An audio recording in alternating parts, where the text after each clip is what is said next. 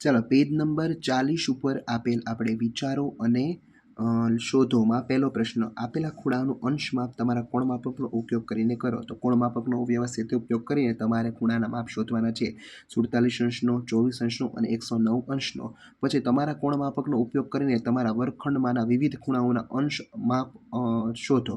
એમાં છે એ જુદા જુદા સાધનો લઈ શકાય. તમારે સ્કેલ લઈ શકાય, ડસ્ટર લઈ શકાય, વિવિધ ગણિતના સાધનો લઈ શકાય અને ત્યારબાદ તમારે ખૂણાના માપ માપવાના. ચલો એના પછી ત્રીજો પ્રશ્ન આપેલો છે. નીચે આપેલા ખૂણાઓ માટે અંશ માપ શોધો અને ચકાસો કે શું તમારા કાગળના કોણ માપકનો અહીં ઉપયોગ થાય છે. તો કે ના. નીચે આપેલા ખૂણાઓ માટે અંશ માપ શોધો. ચકાસો કે તમારા કાગળનો કોણ માપકનો અહીં ઉપયોગ કરી શકાય. તો કે ના, કાગળના કોણ માપકનો ઉપયોગ કરી શકાય નહીં. કારણ કે આપણે જ્યારે કોણ માપકથી માપીએ ત્યારે એક ખૂણો છે એ આ 42 અંશ આવે છે અને આ છે 116 અંશ આવે છે. હવે કાગળનો ઉપયોગ તમે કરો તો તમને ચોક્કસ માપ મળી શકતું નથી. એટલે તમારે લખવાનું કે કારણ કે ચોક્કસ માપ માપી શકાય નહીં. ચોથો પ્રશ્ન કોણ માપકનો ઉપયોગ કરીને નીચે આપેલા ખૂણાનું અંશ માપ તમે કેવી રીતે મેળવશો. ચલો અહીં જગ્યા આપેલી છે એટલે મેં છે એ પુસ્તકમાં જ પૂરેલું છે જેથી વિદ્યાર્થીને છે એ લખવામાં તકલીફ ન પડે, પણ તમારે તમારી પાકી નોટમાં લખવાનું. ચલો અહીં આપણે પહેલાં નામ આપી દઈશું. આ A, B અને O. ચલો બે ખૂણાના આને એક ખૂણો આપશું અને બે ખૂણા નામ આપશું. હવે કોણ માપકથી આપણે એક ખૂણો પહેલાં માપી લેવાનો. ચલો અહીં AOBમાં ખૂણો 1 બરાબર 100 છે એટલે આનું માપ છે એ 100 અંશ છે. હવે શું કરવાનું, આખું પરિભ્રમણ છે એ 360 અંશનું હોય, તેથી તેને આપણે 360 અંશમાંથી બાદ કરતા ખૂણો 2 મળે છે. એટલે કે ખૂણો 2 બરાબર 360 ઓછા 100 એટલે ખૂણો 2નું માપ છે એ 260. આ તમારો જવાબ.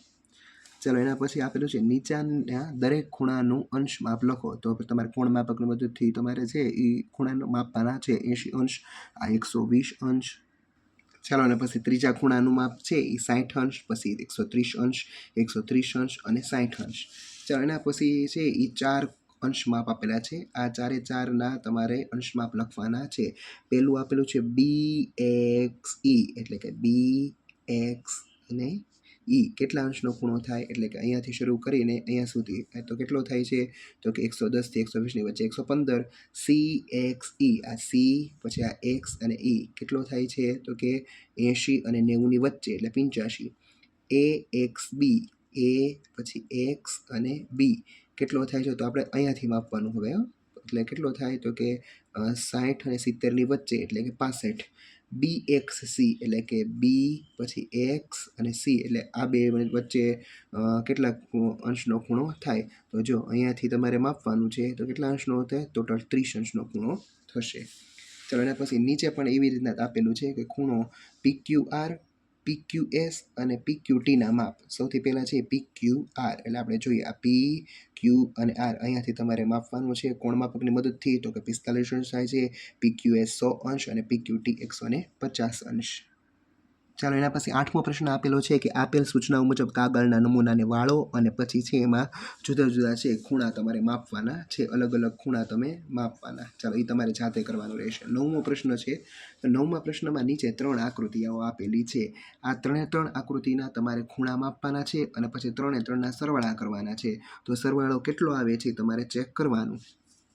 ચાલો તો આ ખૂણાનું માપ 70, આનું 45 અને 65 એટલે 180 અંશનો સરવાળો થયો.